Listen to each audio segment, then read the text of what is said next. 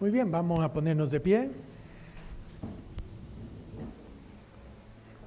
Inclinemos nuestros rostros.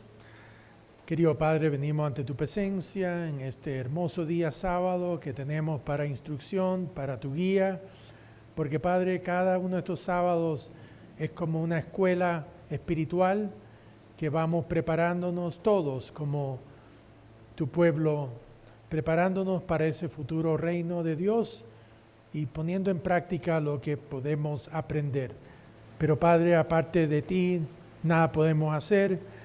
Te pedimos tu guía a través del Espíritu Santo para que todo sea entendible y de acuerdo a tu voluntad y tu palabra. Todo te lo pedimos en nombre santo de tu Hijo Jesucristo. Amén. Asiento, por favor.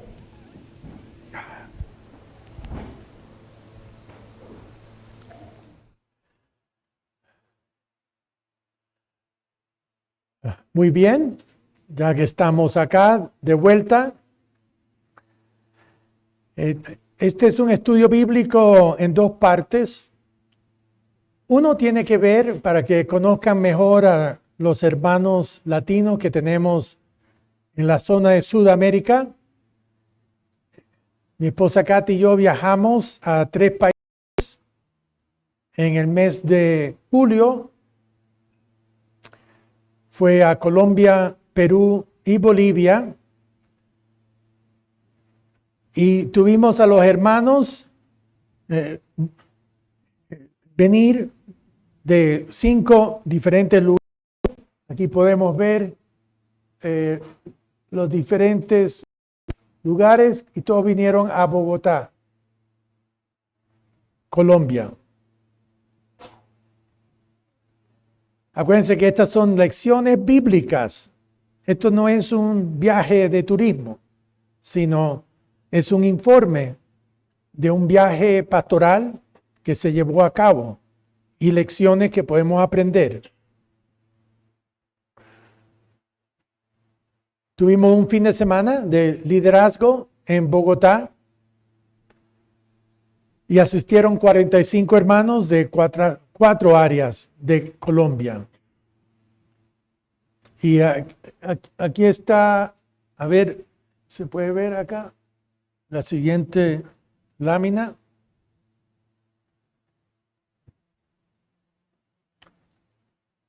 Aquí estoy yo, aquí está mi esposa Katy, aquí está Jaime Salek, que es el pastor en Colombia,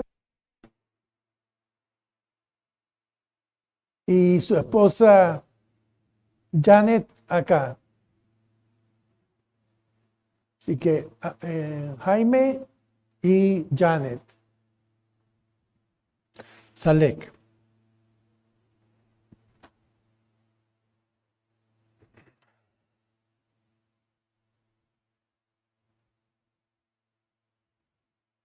Aquí vemos algunas de las parejas jóvenes que tenemos en Colombia. Fue muy agradable compartir varias comidas con los hermanos. Muchos de ellos se quedaron con familiares, otros en un hotel. Y entonces pudimos reunirnos. Quizás ustedes hayan escuchado de Oscar Salek. Perdón, no, es Oscar.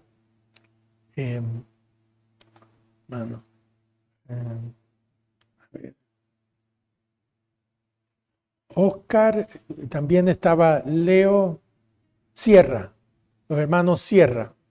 Él es uno de los locutores que hace doblajes en YouTube.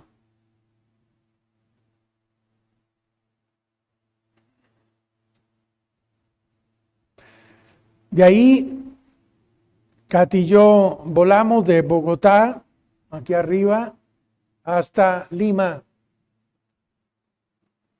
Perú. Como 3 horas en avión para llegar. Esta congregación de Lima tiene como 2 años de un grupo de 4 o 5 Ahora son más de 20 hermanos que se juntan en Lima. Aquí está la ciudad de Lima, que tiene 10 millones de personas. O sea, está tan llena de vehículos como la Ciudad de México. Toma un viaje de un par de kilómetros, nos toma una hora llegar al lugar de reunión del centro de la ciudad.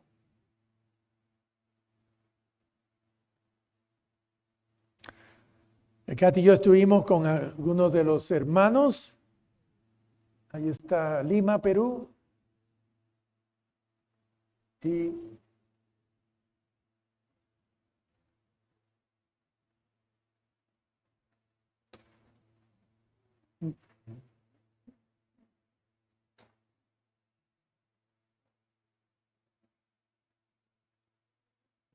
a ver, ¿dónde estamos nosotros? Ahí. Tuvimos un estudio bíblico con ellos el día martes en el salón nuevo que tienen. Entonces están tan felices que tienen un salón alquilado mes a mes. Aquí están los hermanos. A ver, aquí. Sí.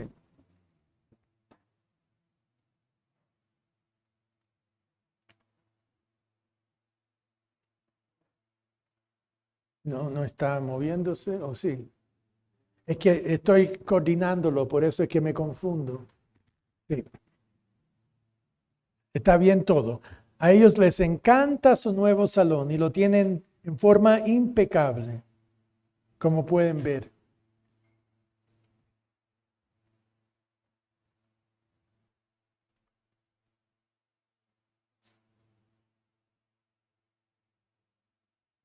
Aquí tenemos los coordinadores del grupo: Luis Mora y su esposa Nora.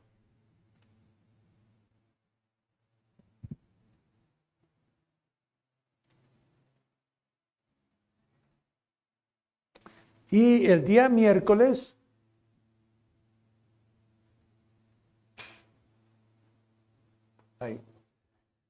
visitamos el sitio del campamento juvenil que se llevó a cabo en agosto. Este fue el primer campamento de jóvenes que tuvimos por muchos años. Pasaron como 12 años desde que tuvimos este primer campamento, porque había muy pocas personas antes. Pero tuvimos un buen grupo de jóvenes, como 10 jóvenes.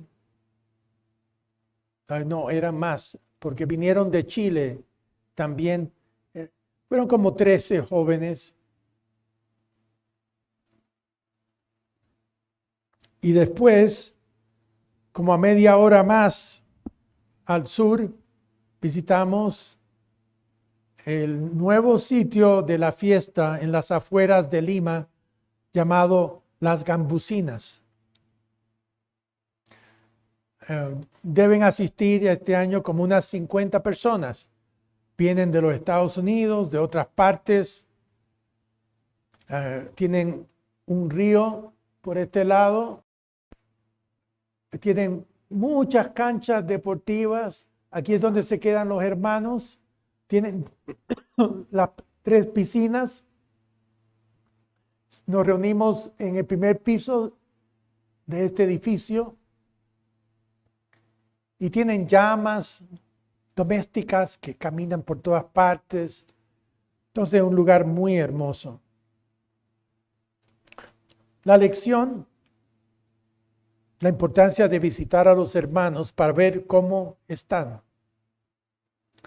En Hechos 15:16 dice: Pablo dijo a Bernabé: vamos a visitar a los hermanos en todas las ciudades en que hemos anunciado la palabra del Señor, para ver cómo están.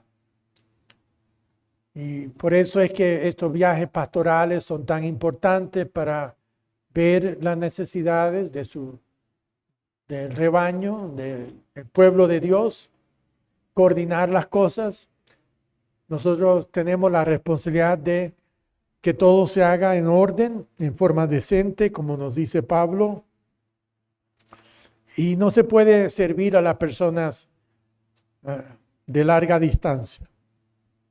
Es importante poder hacer estos viajes.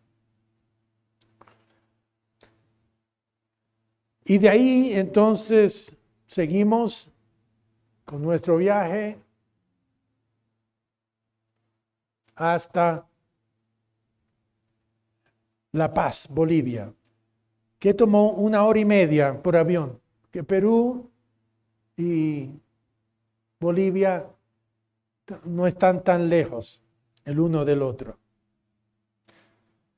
Aterrizamos en el Aeropuerto Internacional de La Paz, que está a 4.300 metros de altura. Aquí, ¿cuántos metros estamos en la Ciudad de México? 2.200, la mitad. Imagínense tener otro México a 2.200 metros más arriba. Entonces ahí sí que hay que pisar con cuidado porque el aire es muy delgado. Es la ciudad, el aeropuerto internacional más alto en el mundo. La Paz es una ciudad con 1 millón de personas. Está situada, a ver acá, déjame seguir. Está situada en una cuenca. ¿Cuántas personas han visitado La Paz alguna vez? Sí, aquí Andrea y Gabriel. Pero cuando uno llega, la ciudad está cuesta abajo, está en una cuenca. Y entonces uno baja como 500 a 1.000 metros, según uno va bajando. Y esta cuenca es como un cráter gigantesco. Dicen que La Paz es uno de esos pocos lugares que cuando uno mira para abajo, ve más estrellas abajo que arriba, porque todo está iluminado hacia abajo. Antiguamente se encontró oro en la parte baja y por eso se fundó de abajo hacia arriba. No era porque quería meterse en esa cuenca, pero el oro, como hay unos ríos que pasan por ahí, el oro llega a ese punto final y empezaron de allí a levantar esta ciudad. Tiene muchos teleféricos.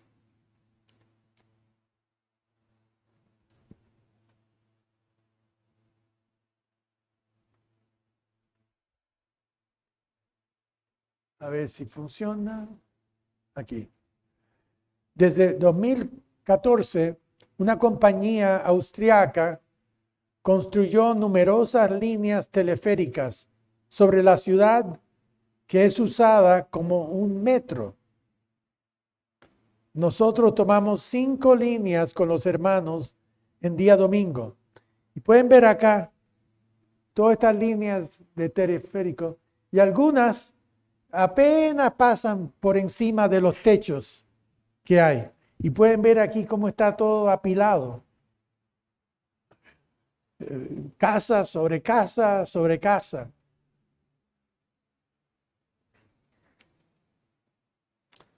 Y esta es la vista que uno tiene de la ciudad.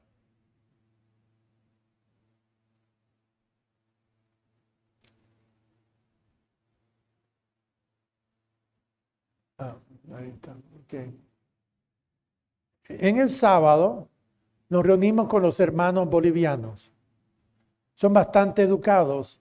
Hay un arqueólogo, una profesora y una estudiante universitaria. También visitamos a una querida pareja, los Tamayo, que no pueden asistir a los servicios. Así que nos reunimos aquí en este salón para el día sábado. ¿Tienen alguna pregunta sobre alguna de estas láminas que hemos visto? Bien. Entonces, de ahí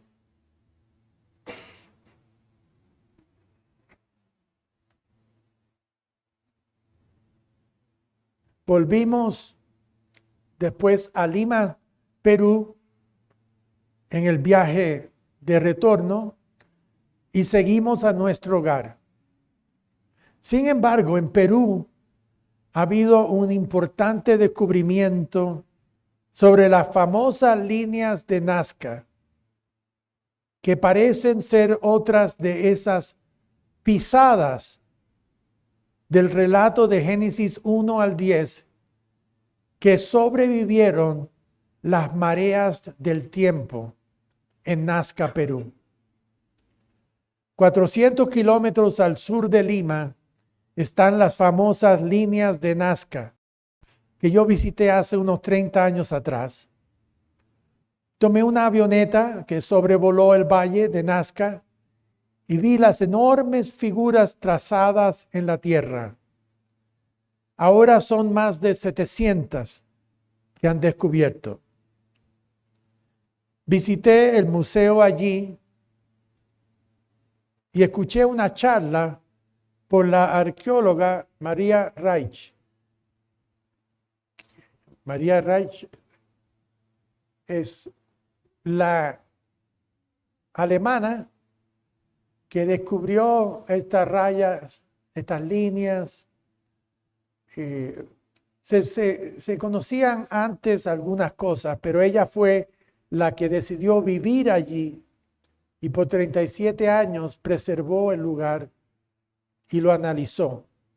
Entonces yo escuché a esta arqueóloga dar una conferencia y ella tenía un asistente, Jadwiga Pasenkiewicz, que yo solamente me acuerdo de una señora que estaba ahí con ella, pelirroja, y después me di cuenta que había esta ayudante que era también arqueóloga, historiadora, pero nunca me imaginé que iba a ser tan importante esa persona en cuanto al descubrimiento de estas líneas de Nazca.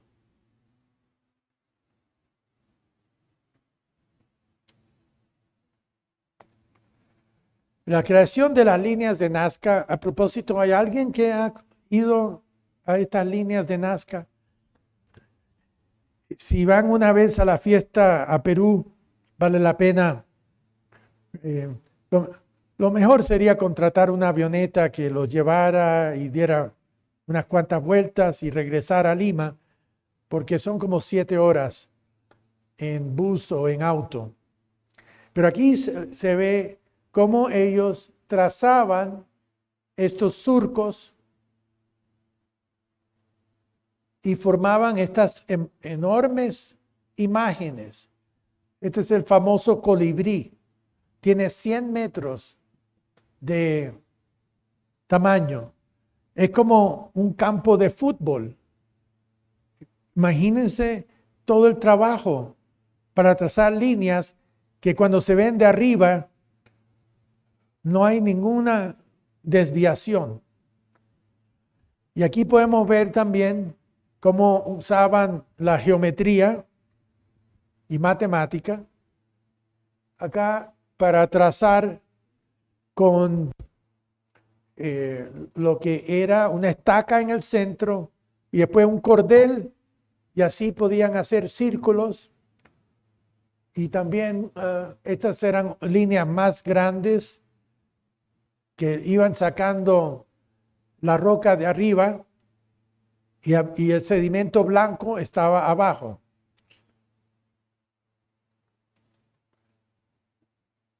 Y aquí podemos ver en una de las colinas cerca de Nazca que efectivamente se pueden ver estas figuras, porque ¿cuántos han escuchado de von Däniken, el que habló de que todos estos eran astronautas sí, de extraterrestres y todo eso. Y fue muy popularizado, pero después, cuando ya los arqueólogos llegaron y vieron que no, que hay colinas circundantes como estas acá también, en que se podía ver toda la planicie de Nazca. Y por encima estaban las montañas andinas, que también está suficientemente cerca que se pueden ver estas imágenes. Pero ¿para qué tomarse todo ese esfuerzo y trazar todas estas líneas? Era un enigma por muchos años. Y aquí pueden ver como una avioneta como la que yo tomé. Déjame ir de acá. Y aquí se puede ver otra vez el colibrí, parte del colibrí. Y a pesar de que hay muchas figuras, igual las más grandes y concentradas están en un área quizás de unos 2 kilómetros. Todas estas figuras no están tan lejos una de las otras.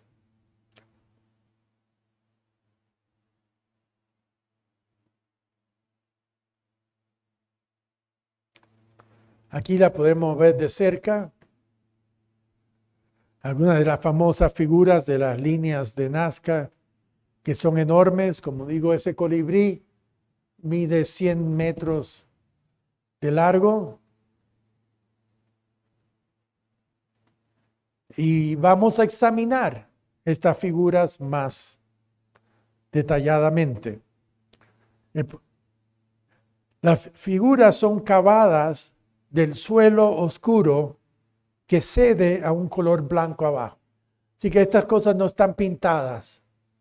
Son naturales por la piedra blanca que había debajo de este valle.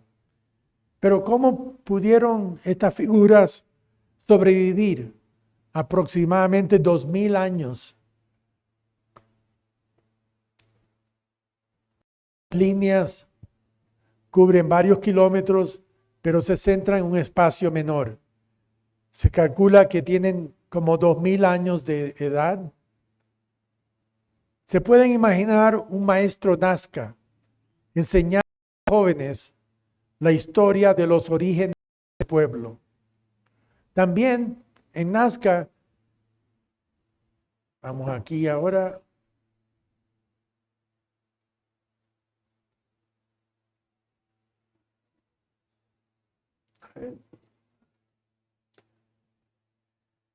Aquí podemos ver estas figuras otra vez.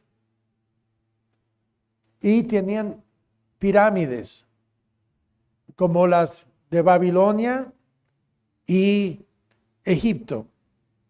Porque Egipto, las pirámides originales también consistían en 6 diferentes etapas y una séptima arriba donde tenían el templo. Era una civilización bastante avanzada, a pesar de lo seco que estaba todo esto.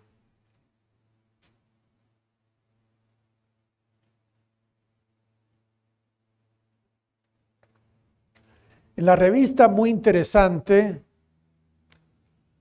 cerca del año 2000, leí el relato de cómo Jadwiga, la arqueóloga, descifró lo que estas figuras significaban. Como el reportero de la revista Muy Interesante escribió, el más famoso, hablando del relato, según asegura nuestra entrevistada, es el relato de Nazca. Jadwiga dijo, con este mensaje Nuestros olvidados predecesores nos vienen a informar sobre sus descubrimientos científicos y sus dogmas de fe. Así concluye Jadwiga Pasenkiewicz y nos entrega el texto de Nazca, que es el resumen de sus 12 años de estudiar las figuras y la cerámica Nazca.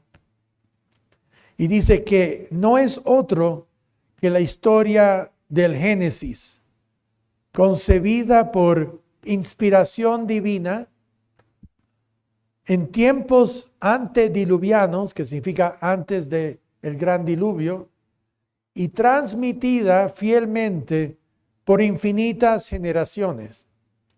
Es decir, desde el diluvio, cuando se dispersaron los pueblos, llegaron acá, pero tenían el conocimiento original de donde ellos procedieron.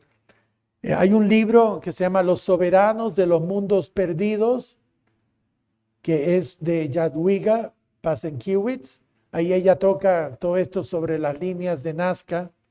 Y también el libro Misterios de América, la página 41 al 44. Eso está online. Así que uno que quiera averiguar más puede estudiarlo.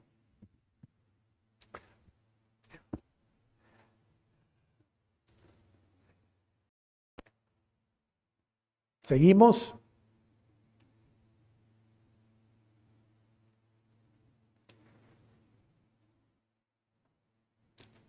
Ella dice, Dios creó el universo dentro de un círculo en expansión hacia el infinito. Esto es lo que estos dibujos indican. Después de forjar el nacimiento de los mundos estelares, el Omnipotente, según los Nazca, se preocupó por crear la vida. Primero formó la célula vegetal que dio origen a las plantas. Después un ser orgánico, esbozo simbólico de un pez, y habrían de generarse los animales y el hombre. Así que vayamos a Génesis capítulo 1. Génesis capítulo 1. Y vemos aquí, si esto no es el mensaje de Génesis, pero en forma del pueblo de Nazca. Génesis capítulo 1, versículo 1.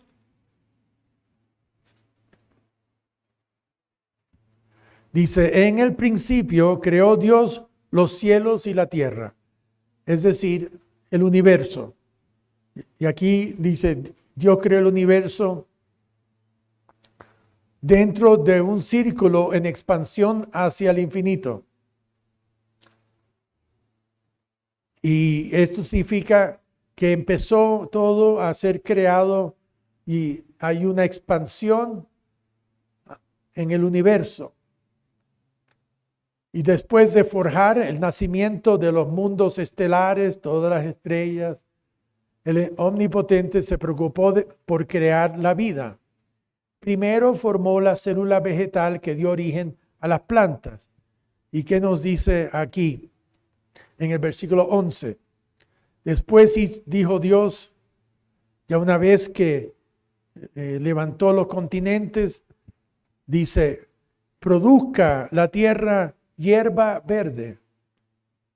Estas son esas células vegetales que dieron orígenes a las plantas. Hierba que dé semilla, árbol de fruto que dé fruto según su género. De acuerdo a Génesis, primero Dios creó la vida vegetal y después la vida animal y finalmente la vida humana.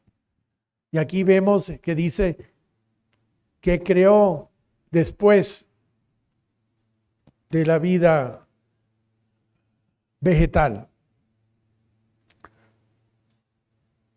Aquí sigue Dios y dice en el versículo 20, dijo Dios, produzcan las aguas seres vivientes, es decir, peces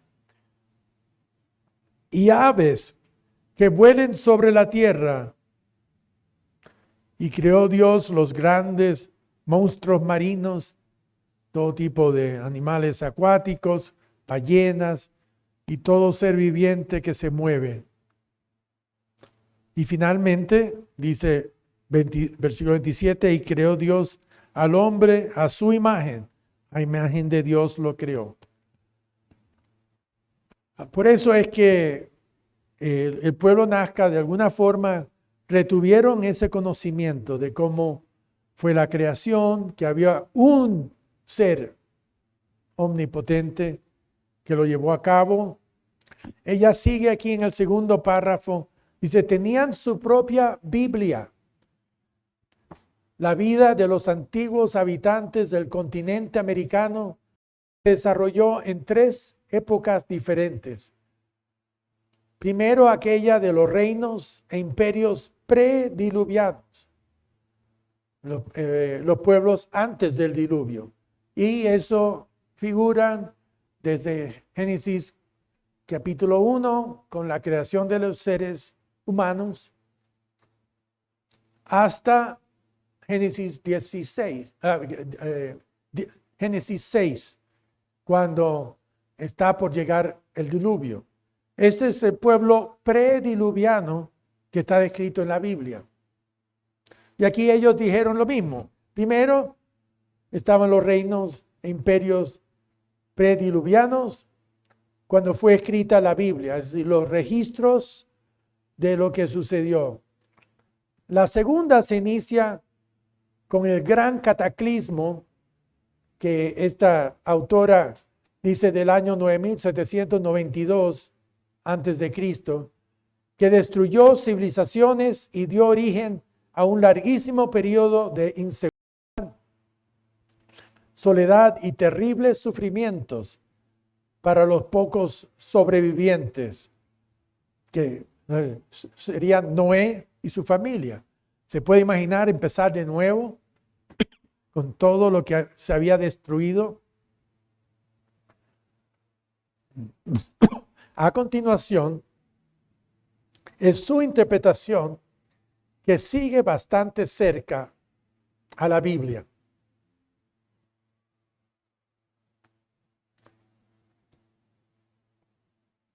No es inusual que naciones registren los orígenes de sus pueblos. Los Nazca lo hicieron a través de símbolos en el suelo seco. Se remontan a la creación del universo y luego el huerto del Edén con la primera pareja. Después está la degeneración por medio de Satanás y el diluvio. Finalmente viene la confusión de las lenguas y los pueblos dispersados por la tierra. En Génesis 10 tenemos la tabla de las naciones. 70 naciones que descendieron de Noé y sus hijos. La familia de Tiras es tradicionalmente los que vinieron a poblar las Américas, los pueblos indígenas. A ver acá. Sí, tenemos a Tiras acá, que era el hijo menor de Jafet. De hecho, ahora sacaron un señor que es historiador australiano, que es miembro de la iglesia, sobre las naciones del mundo, y me dieron, me obsequiaron los miembros en Boston, uno de ellos, un regalo para la fiesta, y es el libro, y en una de las hojas tienen todos los movimientos de Tiras y sus descendientes, de cómo llegan a esa zona del Nuevo Mundo, y llegan por el lado oriental del Medio Oriente, a través de la zona del Mediterráneo, y llegan a las orillas del Nuevo Mundo, pero también hay algunos que vienen del estrecho de Bering, por el lado del Pacífico. Entonces son todas estas agrupaciones que llegan allá. Aquí podemos ver las líneas de Nazca que esta arqueóloga pudo trazar. Déjame ver acá. Ahí están. Y les voy a ir explicando. Este es el círculo sin fin que ella lo ve en muchos de estos dibujos y en la cerámica como la creación, simboliza la creación. De un punto empieza a desenvolverse hasta cubrir todo. Y acá en esta zona de Nazca, aquí vemos ese principio. Entonces hay sentido en esta área que después de que tienen el universo acá descrito, la creación del hombre, acá en esta zona tenemos el huerto del Edén, que voy a mostrarle esas figuras, y que terminan con solamente manos angustiadas, como que algo terrible sucede, que es la caída del pecado. Lo que pasó en ese periodo de degeneración, que conlleva aquí en esta zona que tenemos el huerto del Edén, tenemos el árbol de la vida, tenemos una serpiente con patas, que es simbólico de Satanás, y tenemos el árbol del conocimiento del bien y del mal, que están en esta área, que ven esas dos líneas paralelas. Aquí es donde se empieza a leer el texto de Nazca.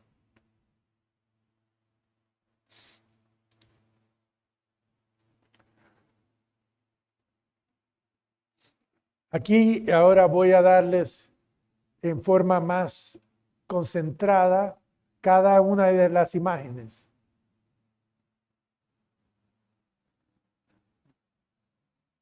A ver, acá.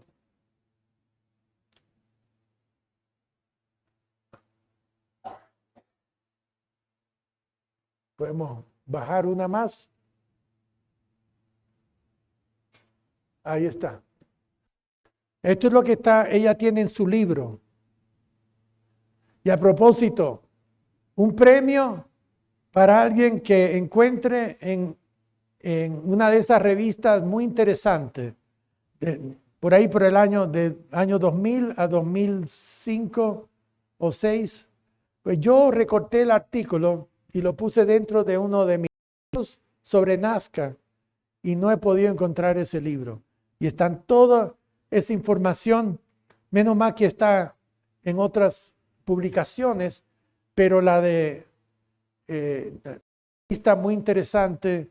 Si alguien lo encuentra, hay una recompensa y que voy a darles monetariamente $25 para la fiesta. Si alguien lo encuentra, hagan esa investigación, porque ese artículo es clave. Pero ella empezó acá, Dios creó el universo encerrado en un círculo que se agranda hacia el infinito. Qué curiosa ese concepto, porque sabemos que no es un círculo cerrado, como que es solamente un universo finito, sino que está en expansión. Eso demuestra que en los tiempos de Noé cuando se transmitieron esas instrucciones y explicaciones, había bastante conocimiento. Después, Dios creó las plantas. Podemos poner la parte de arriba. Esta se puede mover para arriba, esta parte. Sí. Dios creó las plantas y el símbolo del pez. Este es un árbol, las plantas que hay. También este otro tipo que Dios creó las plantas con sus raíces, troncos. Y aquí está el pez. Y está reproduciéndose el pez.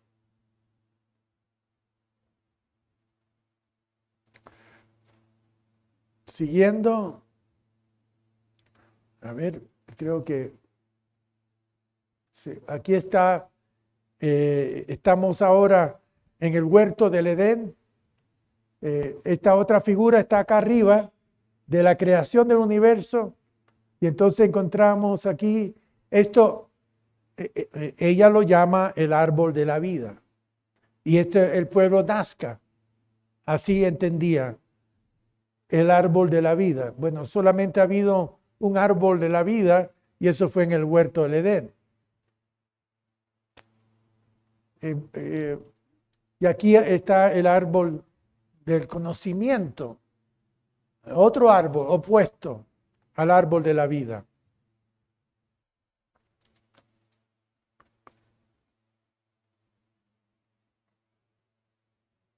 Y aquí tenemos las manos en angustia.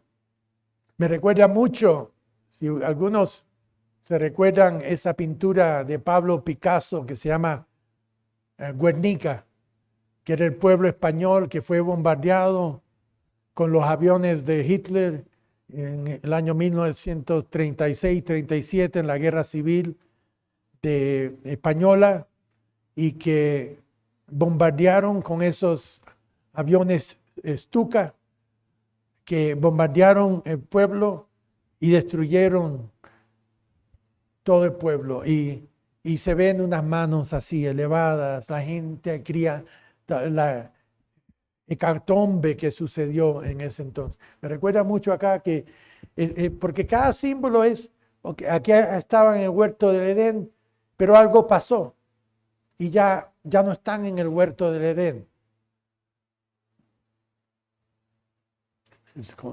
Vamos a continuar.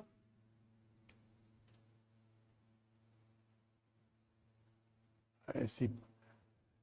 Aquí tenemos una figura alada, pero con garras como de águila, de patas. Y ella piensa que esta es una figura de una persona con alas.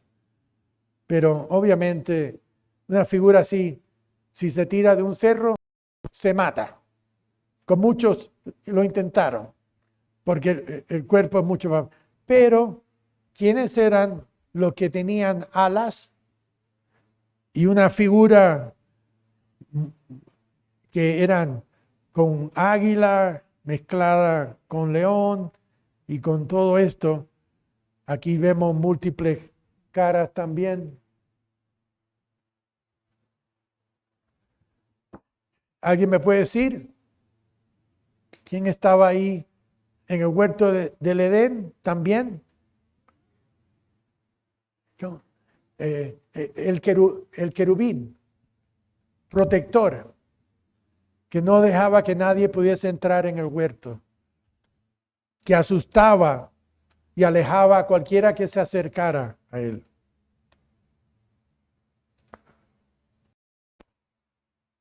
Seguimos.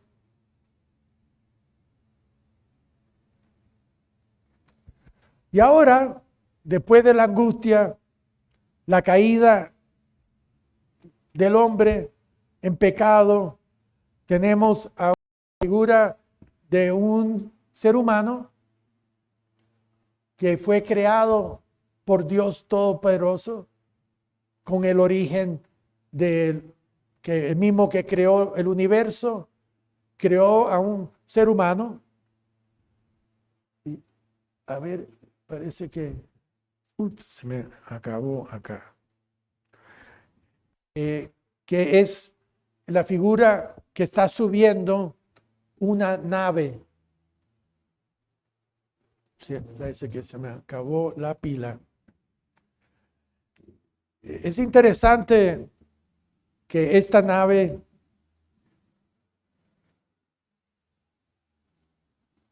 esta es muy débil, pero esta nave tiene la figura de un barco, pero que tiene más de un piso y que hay una parte central ahí como donde se puede entrar, porque fíjense cómo están los escalones.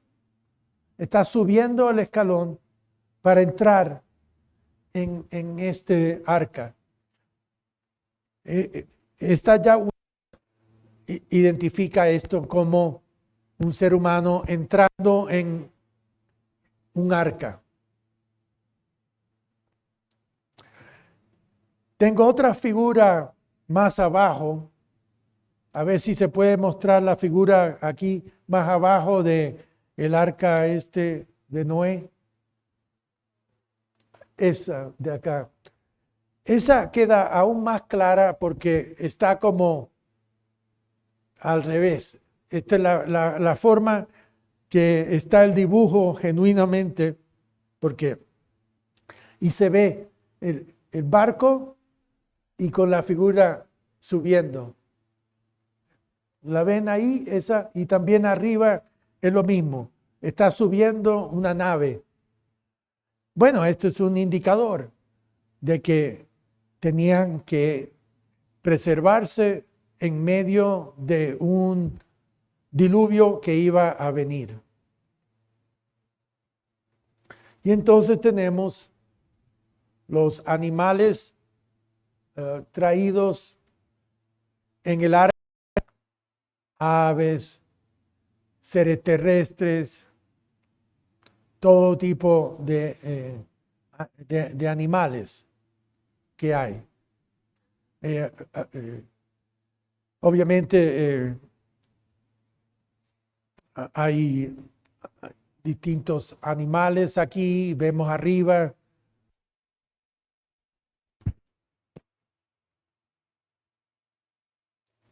Continuemos.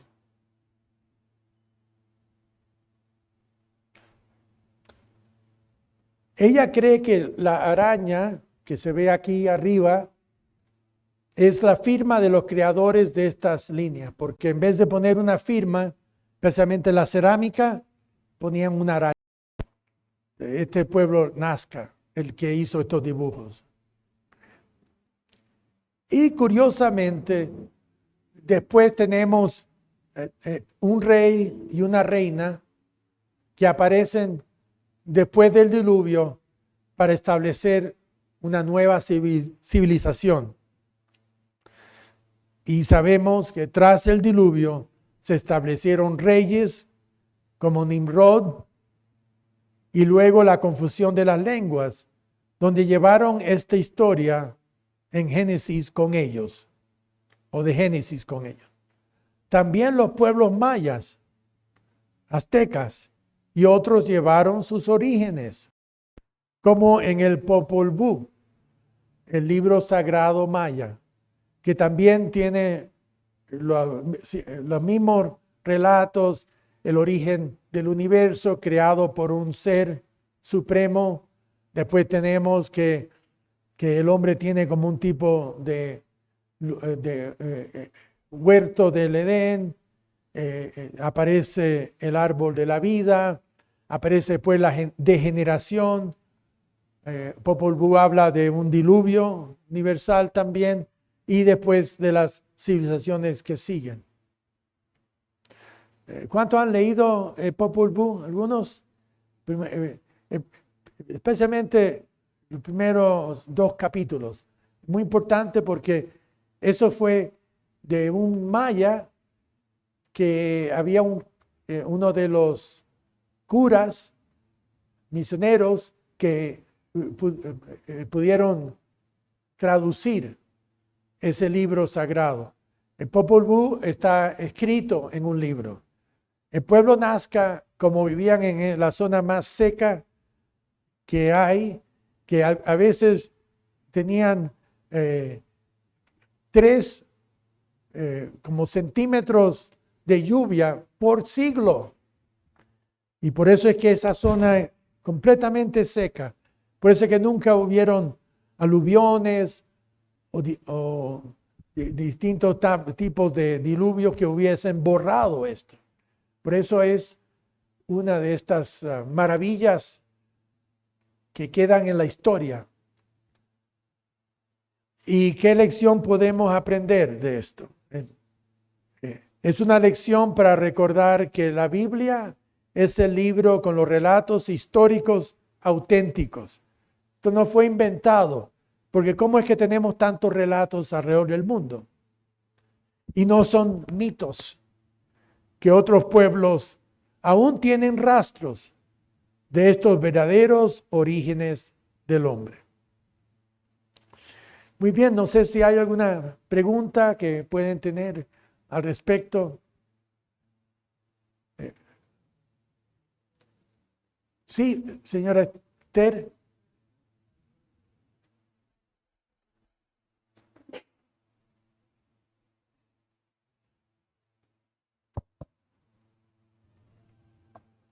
Señor Mario, no es pregunta, es un comentario que tengo, que también los antiguos vikingos hablaban de un árbol de la vida que se adornaba con fruta, no como ahora, ¿no? Que el árbol de Navidad se vino degradando.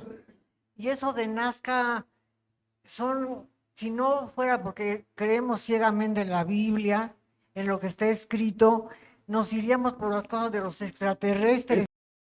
Entonces digo, eso de Nazca yo ya había oído, porque hay cosas que se asemejan a cosas que hay en el desierto de Sonora, Sí, que son cosas que no tienen explicación, sí.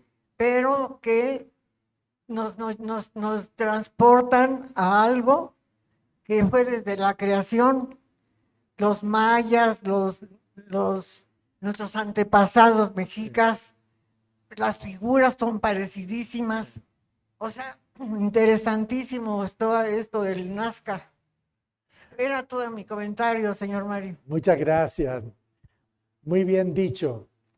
Tenemos el Museo Arqueológico de acá, que también los aztecas tenían muchos escritos en que se va a ver estos mismos eventos en los primeros 11 capítulos de Génesis que aparecen. Y para mí es más evidencia de cómo la Biblia fue el relato original preservado por Noé y sus hijos, pero después con la confusión de lenguas, entonces cada pueblo ya no podían comunicarse entre ellos y cada uno llevó, según su cultura, estos orígenes, pero se ve que hay algo en común, que esto no es una mentira, no es un mito, que debemos apreciar porque estos son como pisadas en las playas del tiempo que no fueron borradas por las marejadas de la historia.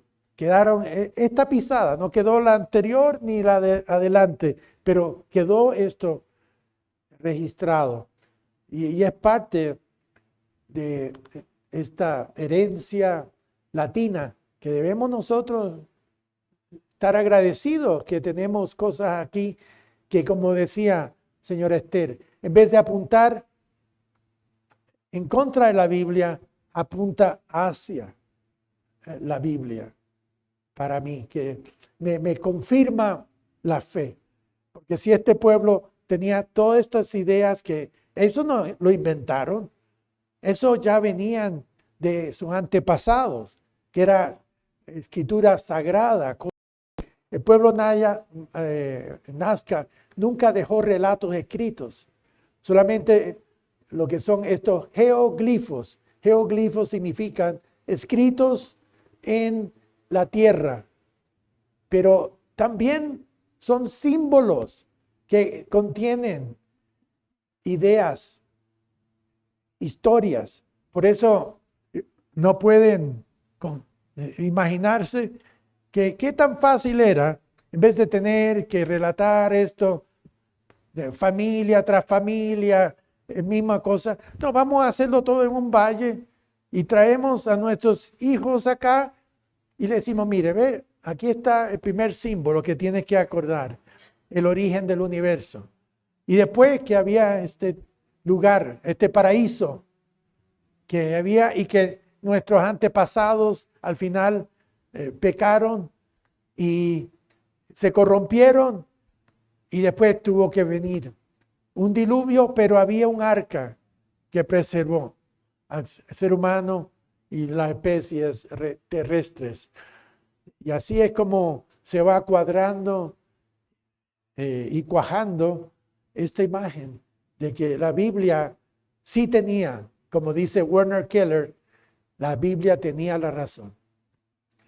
Otra pregunta que pueden tener al respecto. Sí, Ignacio. Sí, buenas tardes a todos. Muchas gracias, don Mario, por tan interesante estudio bíblico.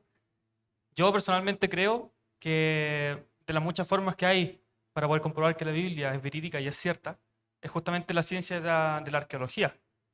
Aparte de esta demostración de que la Biblia es verídica, la arqueología ha descubierto muchas cosas que son bíblicas también. Por ejemplo, el tema de Sodoma y Gomorra, las tierras que quedaron en ese entonces, composición química que había en esa zona que antes era Sodoma y Gomorra, y que pues la Biblia tiene razón con todas las cosas que fueron ocurriendo, ¿no? Entonces, básicamente solamente un comentario y apoyando también el comentario de la señora acá atrás, Sí. que la ciencia de la arqueología es una de las ciencias que comprueba, o sea, de las mejores ciencias que pueden comprobar la veracidad de la Biblia. Así es. Y así todos ustedes pueden tener personas que no son creyentes y que creen que la Biblia son mitos o algo, y que uno puede decirle, no, mira, aquí hay evidencia, mire esto, porque yo también entré en la iglesia mucho, porque yo creía en la evolución. Y como católico, la iglesia católica justifica la evolución de las especies. Y entonces, cuando un amigo mío me cuestionó lo que yo estaba diciendo sobre la evolución y me dijo, ¿sabe que la Biblia tiene otro relato que no es que Adán no evolucionó de un mono? Y entonces yo le dije, ay, tú no sabes nada, ya esto se ha comprobado. Y 2 semanas más tarde conocí la verdad en la iglesia. A los 17 años por un compañero en la escuela que era miembro de la iglesia. Y empecé a asistir después, dentro del primer mes, empecé a asistir a los servicios. Pero nunca me olvidé de lo que mi amigo me había dicho, que también era colega de la escuela, y yo vine y me disculpé con él. Y le dije, sabe que yo creí en la evolución, pero yo solamente tenía un lado de la historia. Yo nunca había escuchado el lado científico de la Biblia. Y me disculpo ahora porque estaba equivocado. Y bueno, fue la última vez que vi a ese joven, se llama porque todavía vive, Danny Stamey. Nunca me olvidaré. Porque muchos años después me topé con él y me dijo, ¿sabe que quedé tan impresionado con tu disculpa que empecé a averiguar lo que tú creías? Y empecé a rastrear y llegué a ser miembro de la iglesia y nunca lo supe yo. Y hasta hoy día todavía de repente me llama. Pero así uno nunca sabe qué es lo que gatilla. Y puede ser que como las líneas Nazca, que no, son extraterrestres, y uno dice, no, mire, si ya está comprobado, los arqueólogos han comprobado que se pueden ver las figuras desde las colinas y las montañas andinas. Eso lo dicen la gente misma que viven ahí, que hacen turismo, que esa idea de que tenían que usar globos o que eran extraterrestres, eso se puede ya descartar. Por eso es que la verdad es preciosa, tiene muchos ángulos en que uno puede mostrar esas preciosas verdades. Muy bien, entonces ha sido un gusto estar con ustedes. Dios quiera, en un mes más nos veremos allá en Puerto Vallarta para disfrutar esos hermosos 9 días de estar conviviendo, compartiendo y como dijo Dios, te regocijaréis, te alegraréis tú y tu familia en el lugar que Dios ha escogido. Muy bien. Bueno, buenas tardes a todos.